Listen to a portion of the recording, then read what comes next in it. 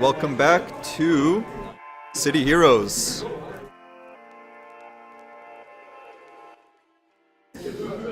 Alright folks, we're getting into Champion Select with Tuesday Chickens versus Ember. There's a...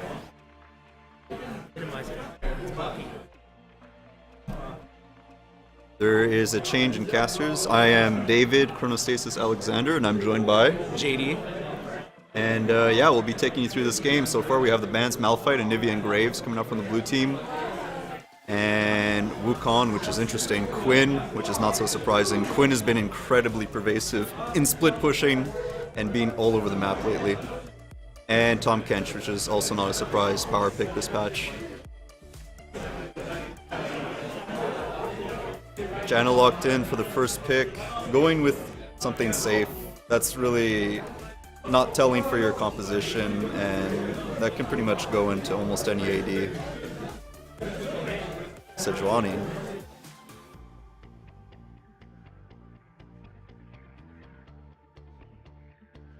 A gangplank pick that's been very picked very well. For competitive play, it's very strong. And Kog'Maw, ridiculously strong this patch. The items make him so powerful. His peel is his own damage. This champion's actually out of control, and I'm surprised that it wasn't one of the bans. I mean, looking at it, Wukong and Quinn, you would think that there are bigger problems in this patch right now than those two champions, so it must be a targeted ban or something like that, because I'm not seeing the reason why Wukong would be banned in particular focus, but Emo being hovered here. We have Lucian and Mumu on the other side, though. Lucian has very strong engage and disengage right now with the Mumu and Jana pick. Yeah, I mean, Lucian is pretty much the second pick for ADs behind Kog'Maw at the moment, I would say. Maybe match with Graves. And Ezreal. Ezreal is also a really strong pick right now. With Blue Build Ezreal really picking up popularity in the latest patches. Yeah, so it's interesting though, Mumu. I wonder why that particular pick over something like Gragas, which at the moment, I mean, Sejuani was picked thereafter, so they couldn't have really told. But we do have Morgana being picked out here. That's good, I suppose. They're going to be able to protect their AD from a Mumu, and probably not break the Black Shield knowing Mumu. I'm not sure if his base damage is going to be all that much. It's going to be very hard to pierce that Black Shield to start getting the CC out, pumped onto the Kog'Maw. Yeah, actually, I wonder if ETS's last pick is going to be something else to protect Kog'Maw in the mid or top lane. They could go with Lulu, it's still open. But we have a lot of offense coming out here from the blue side with Daru, J-Storm picking up Pantheon. And Zed as well. A lot of AD though. Very little magic damage on this team. That's not particularly favorable when you're up against Sejuani. She just gets that as a passive, basically. Yeah,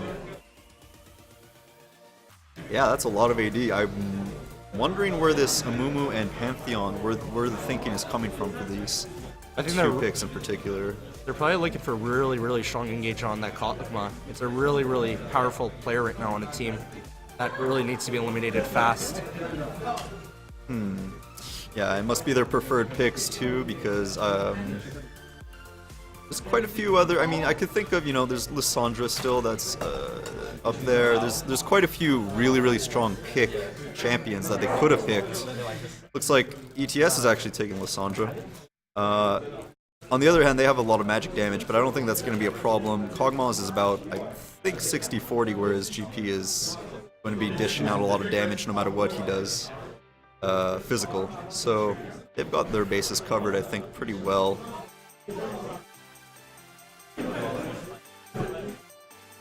And their team fight looks pretty strong as well. Should be an interesting game. No teleport in the top lane for blue team, which is worrying. I don't know if you want to depend on Pantheon ultimate for that. The big concern is Pantheon leaves lane. It's very hard for him to get back if they decide to push and punish top when he leaves. Yeah. It's going to be very hard for him to return to that lane, and probably not in time for the tower fall. it's a very solo queue-esque mentality to go with a top lane Ignite, thinking that you'll be able to make kills happen guaranteed and then come back to your lane and not have it devastated and not be devastated in levels and gold as well. Looks like Lysandra's picking up teleport too. They're gonna run a double TP comp. Double TP versus no TP, which is Very good global presence coming out on purple team. yeah, they're gonna. I don't think they're gonna have a problem with that. All right.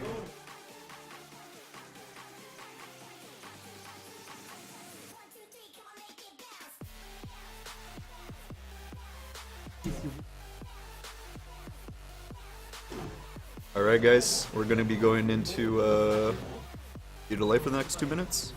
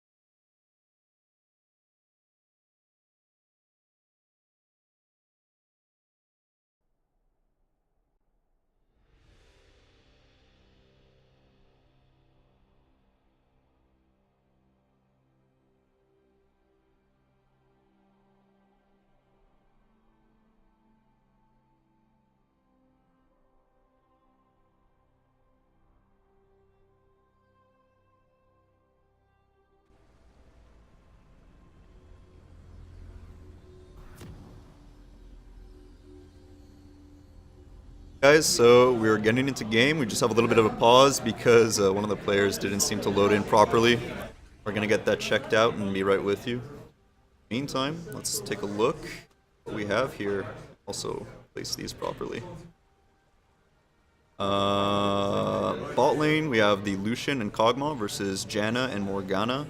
That seems like a relatively safe lane for Kog'Maw, given that he should be maxing W, using the range. I don't see much pressure being given from a Mumu, Zed, and Pantheon to really help that bot lane. I mean, like, they could, but I'm not sure it's going to be worth it. There's so much teleport pressure that anything can be matched, or anything can be out-traded, it seems, with 2 TPs and a lot of clear. So, coming out of unpause now. Starting up the game. I believe this is set up right. We'll see where Pantheon goes, but that should be it.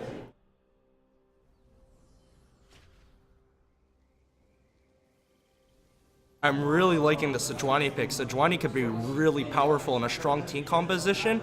She has that really well-rounded, a slow, a stun. She has a knock-up. She's almost a Malphite that has more reliable on a knock-up. And she's able to dish out a lot of AoE with that percent of health on her W. Yeah, she definitely has a lot of sustained damage, and given the enemy team a lot of survival. There's a passive that gives her armor, and she's just going to be stacking that, it looks like. Obviously, Amumu is not going to be a damage threat. They're running with 3 threats on the blue side, but they're all made of paper, and they're all physical damage. So it poses a question, what is the blue side thinking about doing? Like, what is their condition for victory, really? Is it going to be snowball the game in the first 10 minutes? Because they might just have to do that. And, We're actually seeing a lane swap happening right now. yeah, we have Kog'Maw and Morgana moving up in the top lane. It looks like they just didn't want to deal with the other bottom lane? Not too sure. It's also a little bit strange, like, they could have also done golems, but they chose not to. Krugs, rather, sorry. But they chose not to.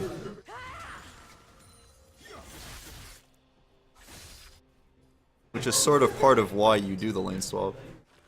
Or you can do Gromp, I suppose. They could have stolen Gromp, but yeah. We have the double jungle of Lissandra, or rather, sorry, Sejuani. Too many princesses in this game. Gameplank and Sejuani. They're in the jungle together. Yeah, evidently, Gameplank could probably do okay, but maybe level 1 would be a little bit tough for him. So it's good to get a level 2 where he doesn't have to actually panic and get bullied in lane to get CS and get pushed out early. It's better to get level 2 or 3 and then move back to lane and be able to use your kit for the ranged barrels and clear lane. I think ETS really benefits from the lane swap more than Tuesday Chicken too, because at least Amplank is running Undying Grass, so he gets a little bit of sustain off when he's trading. Where Pantheon's running Thunderlords, it's going to be very hard for him to stay in lane if they decide to turn on him. Oh man, this is not a good idea from Pantheon. He just walks up in melee range to a Kog'Maw who is not scared, and there's a flash coming out of Mumu because there's an invade coming out of the red side, ETS, looking for the blue. Pantheon's going to try and stop them, but this is a terrible idea. There's 4 men on the side of the blue team. And this is going to be a secure invade, no worries. They don't really care about the bottom tower that's being pushed in by Lucian and Janna right now. They will happily trade that, and then look at what they're doing right now. They're going to dive Pantheon and take this tower, or maybe just take the tower. I think they should honestly just siege it down. They're trying to push him right out of the tower. Yeah, they really are. Smart. They got him bullied, and it's first blood up for Sejuani. They could have donated that to one of their carries, but that's fine. Looks like they're very happy with that trade. Sejuani could actually really strongly snowball with a kill or two. If Yeah. she could get ahead in that tankiness, she becomes almost unkillable sometimes. Yeah, and versus a Zed, I mean, unless he gets far ahead, I don't think he's going to be popping any Sejuani tanks anytime soon. But yeah, beautiful rotations and beautiful play, macro play from ETS. Is actually really nice to see the double jungle rotating from one camp directly to the enemy jungle camp to the closest tower. It was just really well placed. Pantheon's getting caught out again. Pantheon moving a little bit too far for comfort. At this point, ETS is just taking too much time in this lane, though. What really can Pantheon do now to cut his losses? He seems very pressured now. They're going to keep pushing down those towers really fast. Not much. And this is why it's problematic. You take a top laner without teleport, without very healthy clear, without decent sustain.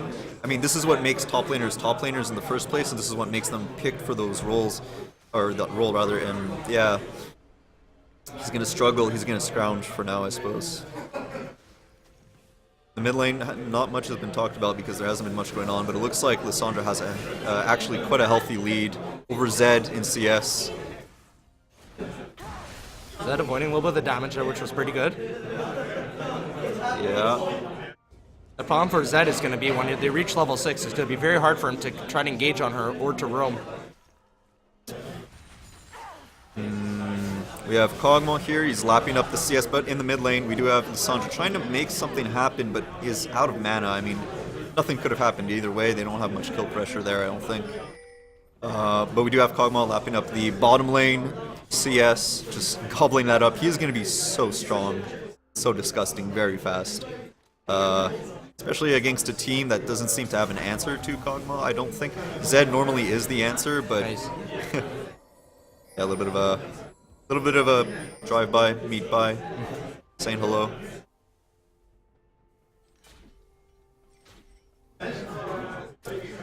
So Pantheon is starting to get CS. Gameplank has been roaming. It's interesting. He's been jungling actually. I don't think we've seen Gameplank lane at all, and here they're catching out a Mumu. Sejuani stole the, mind you, Sejuani also stole the Grump, so it's very hard Oh, for lots to of stay damage alive. coming out from the Zed AoE and the Pantheon. They're actually going to get some kills here. Gameplank is going to get the Q onto a Mumu. That's going to kill him. Barrel set down for the slow. Sejuani barely gets away. Oh no, the timing was just off for that 1 second. Sejuani made it through the Picking up wall, the kill. and unfortunately, Gameplank goes down with his booty. Very good rotation out there from the blue side to actually catch them out. They really punished the jungle invaded. It's going to maybe perhaps make them second guess. I mean, it's an expected response. They had vision, and the top lane was being pushed to that tri-brush at that time. So it was a little bit obvious. There were missing members, and it's something that the red team just did about 5 minutes or 4 minutes ago. So it's expected. I think what ETS has to remember here is, yeah, we have great macro strategies, but let's not be cocky once we successfully do one of those. Let's just keep repeating that pattern instead of, you know, treating this like solo queue right after you get the first success, because, yeah, it seemed like maybe that was a little bit of a misunderestimation of the enemy team there. Two people laning in the mid lane because Zed seems to need the help at the moment. Although not much is pressuring him, Sejuani hasn't actually seemed to visit. Now that we see the wards expire, blue team has a little bit more vision in the enemy jungle, but originally it was almost similar to an exact on vision in the jungle. Both sides had blue boarded up. Yeah, that means a lot, especially for a team with TPs, but it doesn't particularly mean as much for the blue team, I don't think. And also given Gameplank's ultimate, like you said, there's just a lot of global pressure, and vision doesn't do anything for you unless you do something with that vision, right? So we do have a little bit of engagement here, though. Sejuani misses the Q. She gets exhausted up. Lucian has to dash away. They're going to get split up by this three-man team. The flash ulti coming out from Lissandra. He's going to get locked up, and he's definitely nowhere to go. He tries to heal and walk away. That was hopeful. He should have realized that that was them giving the kill away to their carry. We do have a Mumu coming out here ulting. The Black Shield's going to protect Lissandra, but she's going to get ulted up by Zed. Zed's going to get caught up by the Black. Perhaps going to escape. Arc Binding. Oh, getting away with Sejuani. barely any health. Yeah, he used the ultimate shadow to get away, or his W. Get away there. And Gameplank and 1v1ing Pantheon here. Yeah, got crit for under 15% or 20% of his HP, whichever it is. That's the scary part about Pantheon. If he gets a Thunderlord's proc on his crit from a spear, that's really going to chunk your health real fast. Yeah. I mean, Gameplank was low to begin with. Given that you have, like, the poking advantage in that matchup, you should probably take your time. But, yeah, so that's really good for Pantheon. He comes up with a 2-1 score right now and a slight CS lead, although really both of the top laners are struggling here. find Pantheon's build a little interesting. Rather than kind of going for some armor pen right away, he seems to be building a BF sword. Now he's picking up some armor pen, but originally he had a BF sword and a long sword. Yeah, we're gonna see what that's gonna turn into. But he did get the corrupting potion, I think it's called, where he's gonna be applying dot damage on his basics. I think it is. I don't remember. Could he perhaps be going for the new item, the dagger? Spells and attacks. So yeah, that's quite strong. Not too sure what he's going for at this point. Red seems a lot more focused on objective control and just control in general this game. I don't think Blue is doing a good job of setting anything up. Like, with Pantheon having that 1v1, they might need to make a call for something else to happen on the map, like once that Pantheon's gone, or once that GP is gone. Pantheon coming in, stunning him up, Peril comes in, but the Q is too much with that BF sword. Massive amounts of damage coming in from Pantheon. And he's really stopping Gangplank from getting those Silver Serpents up to upgrade his ult. Yeah, that's true. That's this is looking good for Pantheon, to be honest. I mean, we weren't expecting this because Gangplank can play relatively safe. He actually can force Pantheon to dive him if he wanted to, but so far we're seeing Gangplank take some engagements he's not wanting. Morgana seen. Oh, the Nice ultimate coming out from double hit. Sejuani, but the ultimate coming out from Janna is going to stop that. Ooh, nice ultimate Nice coming out rotation. from Lissandra is going to save We have a her. TP going in The from behind. E and Flash to get away from the entire blue team. Lissandra, or rather, Sejuani's coming out from the backside. Can they split up the team here? This is going to be good to see. I don't know, Kog'Maw's really far away. Oh, Amumu is not In the right tanky. place right now. He's not tanky enough for this. Sejuani, though, is. She's going to be able to take that damage. You don't want to queue in there. Amumu wants some friends. Not the right friends. Oh, Pantheon going back in for the trade, 1-for-1 likely. Yeah, that wasn't worth it. Shut down golds. ETS off got, Pantheon. maybe, yeah, that's true. ETS got a lot out of that, including a full team of assist. You can see Pantheon's actually built the new item, which I find really interesting. I haven't seen him really on anyone else but Assassins. I don't know if that's a good sign or not. That means he really wants to kill a single target, but And it's a snowball item, kind of. Like, it helps when you're behind, but it seems like he's trying to maybe two-hit the Kog'Maw if he has the possibility with the pop, but it's going to be very hard to get on him with such strong disengage from ETS. suspicious right now. But yeah, so the red team does pick up the dragon off the back of that team fight. That was really well played from Lissandra. She eat away as soon as she saw the Pantheon ult come in, and then flashed over the wall, forcing the blue team to follow her into the jungle, and then Sejuani came from the back, which forced them to split. So that was really nicely played from both of the Ice Princesses there.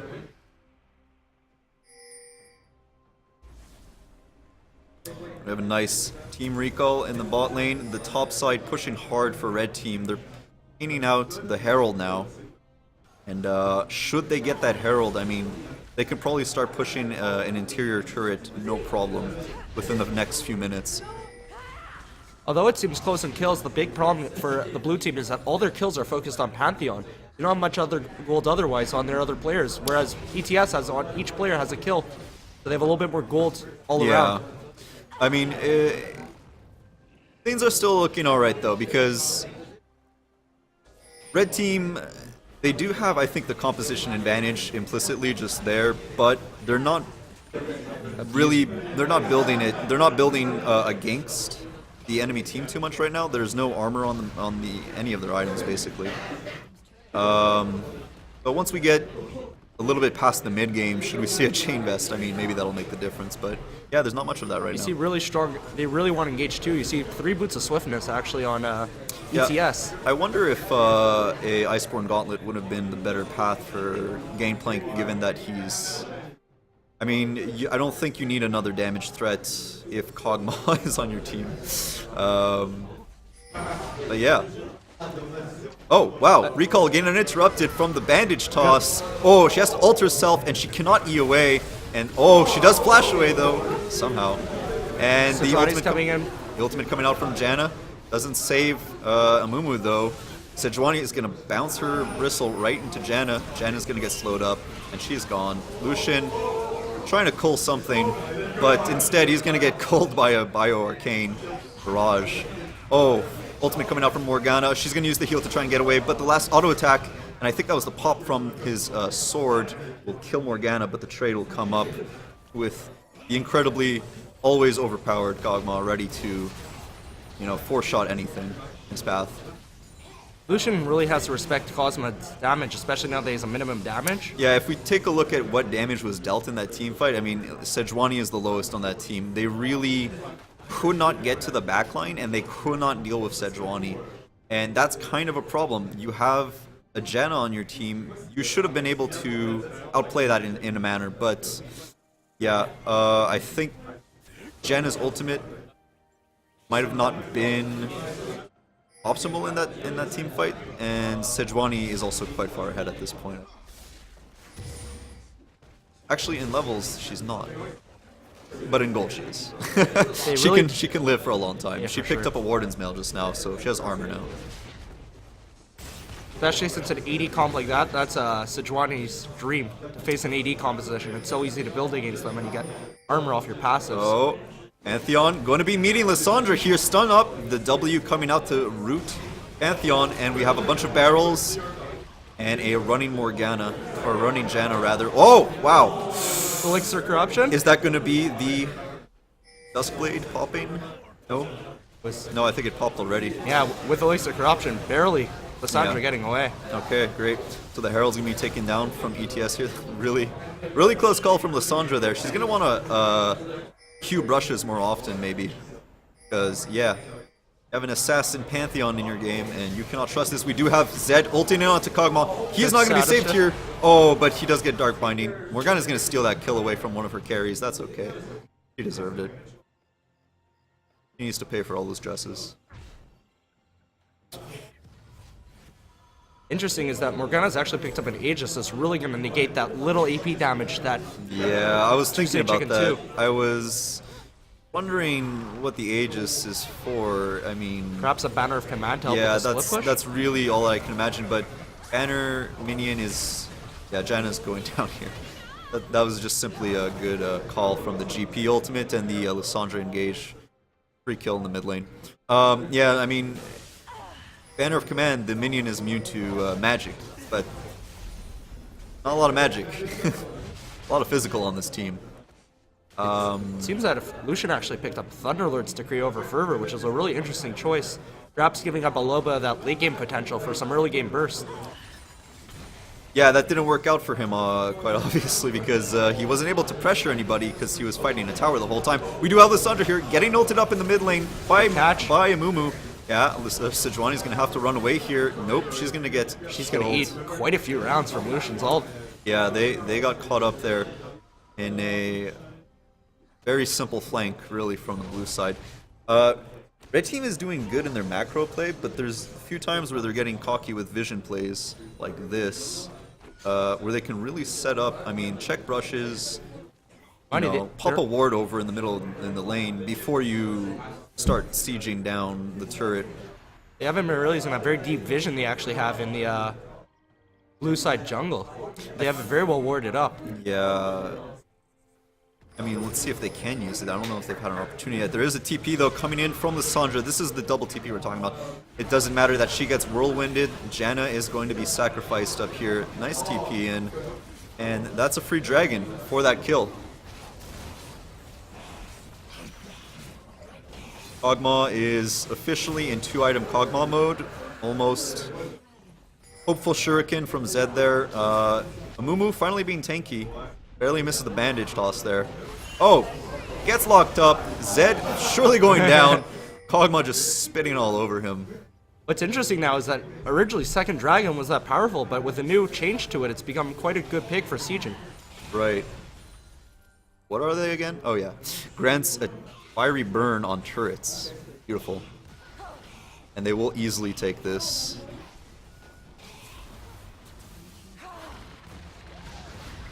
Good tornado by Janna. Gameplank has been relegated to bouncing waves in side lanes and ulting every once in a while. I think that's what he's... Long range support. Yeah.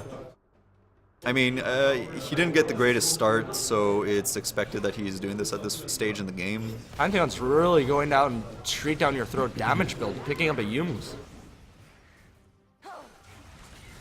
I mean, you were already killing people before. I suppose not.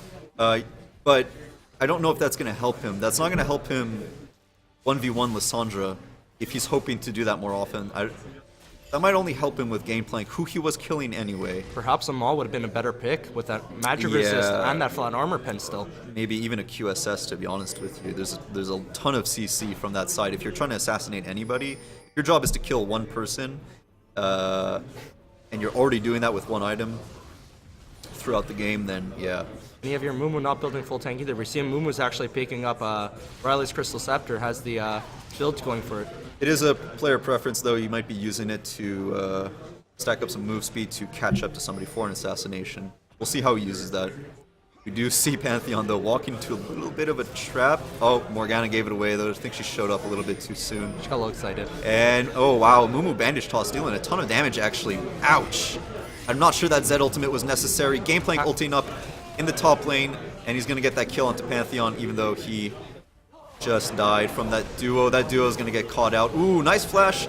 Nice. Follow from the E from Lissandra.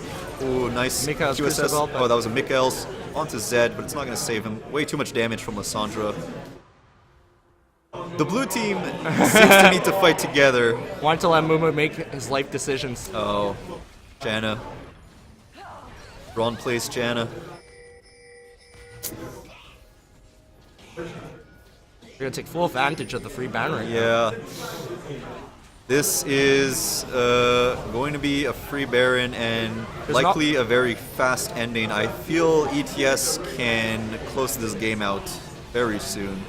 Very hard to take a Baron away from Kog'Maw now. He just absolutely shreds through the HP of it.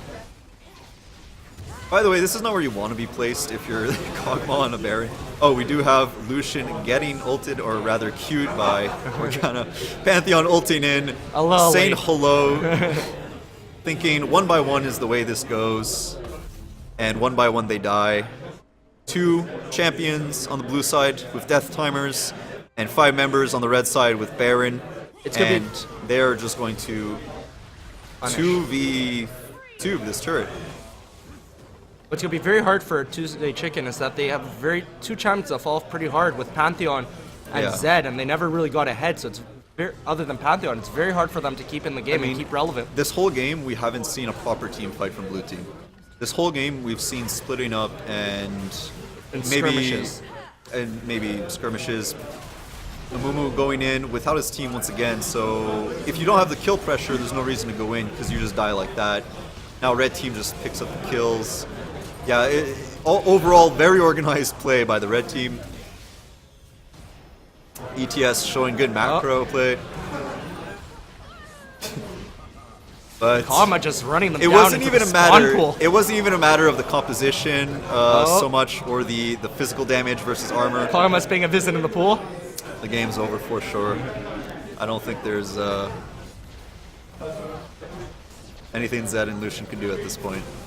Yeah, it wasn't really a matter of the physical damage at all. It was really a matter of the macro strategy. Blue team just never was able to get together and do what they wanted to do in a team fight and have Pantheon assassinate in the back line, and maybe Zed take out GP in the front line. I don't know who he's going to take out, but... Oh, wow. Are they going to stop this? Oh. Are they going to stop it, actually? Oh! GG, well played for ETS. They take the victory. GG to Tuesday Chickens. They fought their heart out.